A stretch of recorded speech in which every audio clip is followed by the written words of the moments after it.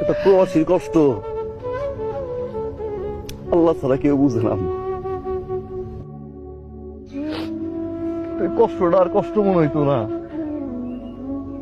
যখন ভাবতাম আমার পরিবার সবাই সুখে আছে, আমার মা সুখে আছে, আমার বাপ সুখে আছে, আমার ভাই সুখে আছে, তখন একটা শান্তি লাগতো।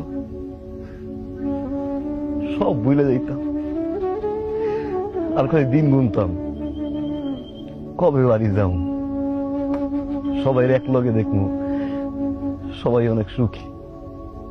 তো মা বাড়িতে আসার পরে যেটা বুঝলাম